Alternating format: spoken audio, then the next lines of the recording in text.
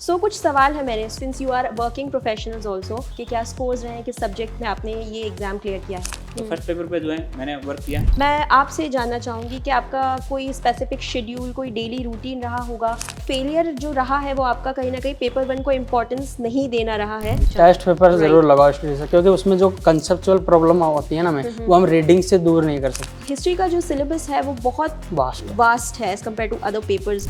और उधर की भी कुछ क्लासेस जो मतलब ये मैराथन्स वगैरह थी एग्जाम के टाइम की, वो वाली फर्स्ट पेपर मैंने उनसे अच्छा करवा रहे थे। Right, I think this is the मूल मंत्र of every UGC net aspirants, और आई थिंक कोई रॉकेट साइंस नहीं है। Welcome back students, UGC net री एग्ज़ाम के रिजल्ट्स आ चुके हैं और सभी स्टूडेंट्स अपने इस उत्साह के साथ हमारे साथ अपने स्कोर्स शेयर कर रहे हैं। इसी बीच हम आज एक्सक्लूसिव इंटरव्यू कर रहे हैं उन कैंडिडेट्स के साथ जो कि उत्कर्ष के एम्प्लॉयज़ भी हैं। तो I would like to welcome both of you to this session.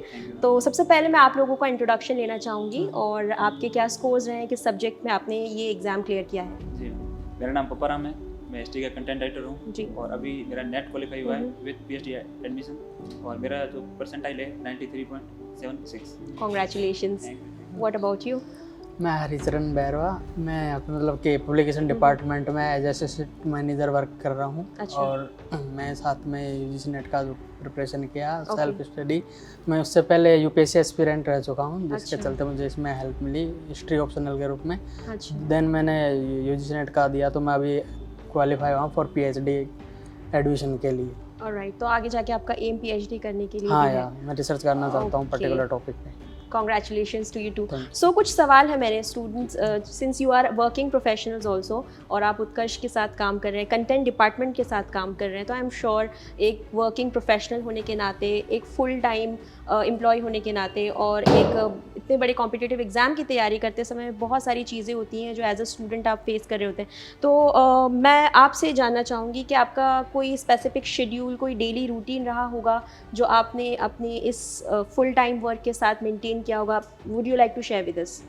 हाँ मैम, मैं ये कहना चाहूँगा इसके लिए तो कि आपको कंसिस्टेंसी और डेडिकेशन जो कि बहुत ज़रूरी होता है, और आपके गोल्स भी डिसाइड होने चाहिए, क्लैरिफाई होने चाहिए कि आप क्या करना चाहते हैं। क्योंकि जब आप एक गोल के लिए काम कर रहे होते हैं हो, तो आपका मतलब कि बॉडी 24 आवर्स उसके लिए वर्क कर रही होती है। आप भले ही पेन कॉपी लेके सिटिंग 2-3 आवर्स जो भी आपकी होती है, लेकिन आप जो चल रहे फिर रहे हो तभी भी आपके माइंड में वही सब चीज़ें चल रही होती है जो आपका गोल होता है। अगर ये है तो मुझे लगता है कि एक अगर आप जैसे कि अब प्रिपरेशन करते हैं 1-2 साल कंसिस्टेंस होके 8-10 घंटा 12 घंटा जो भी देते हैं, उसके बाद 2-3 घंटे जो हमें उसको रेगुलरिटी में रखना होता है वो ज़रूरी होता है। जैसे हम जॉब करते हैं 8-10 घंटे की जॉब है, उसमें कुल मिला के 10-15 घंटे पूरे निकल जाते हैं। लेकिन उसके अलावा हमें 3 से 4 घंटे जो निकालने होते हैं स्टडी के लिए, 3 घंटे रात को निकाले, 1 घंटे मॉर्निंग में निकाल लिया, राइट। तो वो घर यहाँ से जाके हम उसको स्टडी करते हैं। यानी वो एक तरीके का रिवीजन होता है जो कि हमें सब्जेक्ट जो कि हम तैयारी के समय तो पढ़ लिए होते हैं अच्छे तरीके से, लेकिन वो अभी माइंड से स्किप ना हो, तो उससे कंटिन्यूटी में रखने के लिए 2 से 3 घंटे हम उसको डेली करते हैं। राइट, यानी कहने का मतलब ये है आपका कि आप फुल जैसे कि आपकी एक 9 to 5, 9 to 6 जॉब है, उसके बाद आप घर जाके स्पेसिफिक आवर्स निकालते थे पढ़ाई करने के लिए और अर्ली मॉर्निंग रिविजन्स आप करते थे। तो आप जॉब जाने से पहले, जॉब पर आने के बाद रेगुलरली करते थे। और बहुत इंपॉर्टेंट चीज़ आपने जो बताई, पैशन। ये एग्जाम आपको क्लियर करना है, आपका पैशन था। I think that was the dedicating factor. Ma'am थोड़ा इसमें मैं ऐड करना चाहूँगा जी जी। कि जैसे हमारा 9 to 6 जॉब है, तो हमारा यहाँ जो सब्जेक्ट है, जैसे मेरा हिस्ट्री है, तो सब्जेक्ट यहाँ हमारा मतलब हो जाता था। और उसके बाद भी कुछ और चीज़ें देखनी, जो हम काम कर रहे थे उसमें जो टॉपिक है वो तो यहाँ कवर हो जाते थे। उसके अलावा जो टॉपिक थे वो घर पे देख लेते थे। और बाकी फर्स्ट पेपर पे जो है हमने, जो मेरा ये 3rd अटेम्प्ट था, तो मैंने 2 बार ये ऐसा मुझे लगा कि वो गलतियाँ थी, कहीं फर्स्ट पेपर को मैं इग्नोर कर रहा था। राइट।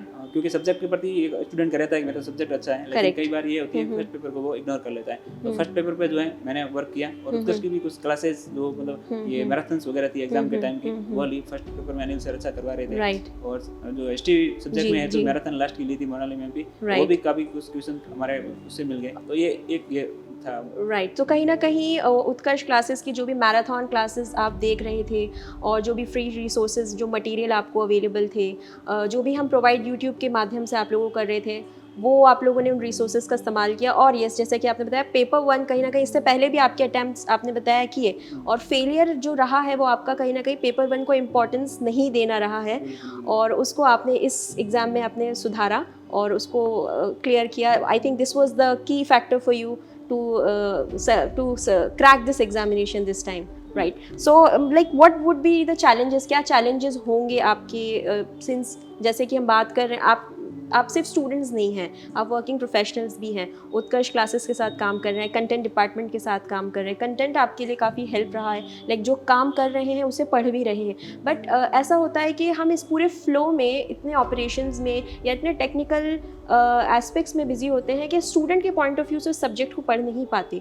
तो आई एम श्योर ये चैलेंजेस आपके सामने भी होंगे, तो ऐसे में वो like I would like to know कि क्या चैलेंजेस थे आपके? मैडम एक्चुअल में क्या है कि पूरा सिलेबस को लेके देखते हैं और फिर एग्जाम के जो टाइमिंग को देखते हैं कि अभी जैसे 3 महीने है या जो भी है नोटिफिकेशन के बाद इतना टाइम मिलता है, लेकिन अब हम पूरे सिलेबस को लेकर साथ चलेंगे तो हो नहीं पाएगा। पूरे सिलेबस के चक्कर में जो कुछ चीज़ें ढंग से कर नहीं पाते, फिर वो ऊपर आप से देखते हैं उससे कुछ होता नहीं है। तो फर्स्ट पेपर में कुछ टॉपिक हैं जिसको हम छोड़ सकते हैं, और जहाँ स्कोरिंग है, जहाँ से हर बार क्वेश्चन आते हैं, तो वो बार बार प्रीवियस ईयर देखते हैं तो पता चल ही जाता है, तो वहाँ उन चीज़ों को देख सकते हैं फर्स्ट पेपर में। और सेकंड पेपर में भी जैसे हिस्टोग्राफी वाला है, जैसे मैं हिस्ट्री की बात करूँ तो कुछ जैसे मुगल काल है, गुप्त काल है, मौर्य काल है, यहाँ से क्वेश्चन हर बार बनते ही हैं, तो उन टॉपिक को है जो मोस्टली आप देख सकते हैं। और खास करके हिस्ट्री की जो टाइम टेबल है, समय सारणी है, जहाँ से मतलब अगर वो फ्लो भी देख लेते हैं ना एक बार कि ये चीज़ पहले बाद में हुई है, तो उससे ही डायरेक्ट क्वेश्चन मिल जाते हैं। तो इस प्रकार जो है इसको दूर करने की। अच्छा, एक सवाल है मेरा, हिस्ट्री आपका पसंदीदा सब्जेक्ट रहा है? बिल्कुल मैडम, अब तो है ही। ऑलराइट, मैं एक चीज़ देखती हूँ हिस्ट्री के, specially since you are history candidates, history qualified, history का जो सिलेबस है वो बहुत वास्ट है as compare to other papers, तो इसमें कोई स्पेसिफिक टेक्निक्स आपने इस्तेमाल की? हाँ, एक्चुअली इसके लिए टेक्निक्स के लिए मैं कहूँगा कि आप सिलेबस को पहले उसका क्लासिफाइड कर लो उसको, और देन अकॉर्डिंग टू टॉपिक, मतलब छोड़ना तो मैं नहीं कहूँगा, लेकिन उसको वेटेज में कन्वर्ट कर दो। जैसे किसी टॉपिक का वेटेज ज़्यादा है तो उसे मल्टीपल टाइम आप रिवाइज करो, यदि किसी का कम है तो उसको थोड़ा देख लो। और साथ में जो एक स्पेसिफिकेशन हमें करना होता है वो है टेस्ट पेपर्स। टेस्ट पेपर जरूर लगाओ स्टडी से, क्योंकि उसमें जो कंसेप्चुअल प्रॉब्लम होती है ना हमें, वो हम रीडिंग से दूर नहीं कर सकते, उसको क्वेश्चंस के थ्रू ही दूर करना होता है। यानी थियोरी के साथ साथ प्रैक्टिस के लिए mock tests and previous year question papers आप रेगुलरली एनालाइज करें। Alright, so far I think this is the मूल मंत्र of every UGC net aspirants, और आई थिंक कोई रॉकेट साइंस नहीं है, इट्स जस्ट दैट कि जो चीज़ें आपको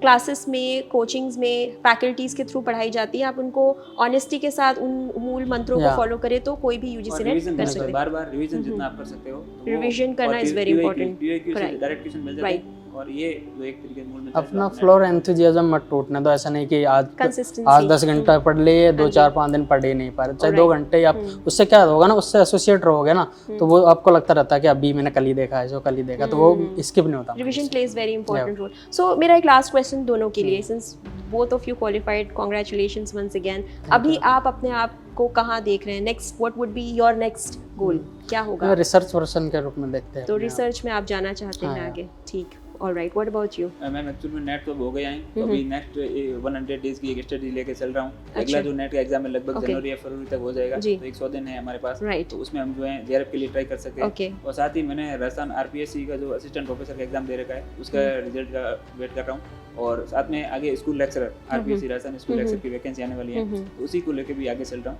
तो ये है नेक्स्ट जो अगर मैं राइट, यानी असिस्टेंट प्रोफेसरशिप और रिसर्च दोनों में आप आगे जाके अपने आप को एक्सप्लोर करना चाहेंगे। All right, that's really good to know, and I would like to give you congratulations to you once again. So students, ये थे हमारे वो UGC नेट एस्पिरेंट्स जिन्होंने सक्सेसफुली नेट क्वालिफाई किया है और आज हमसे अपनी ये जर्नी शेयर की है।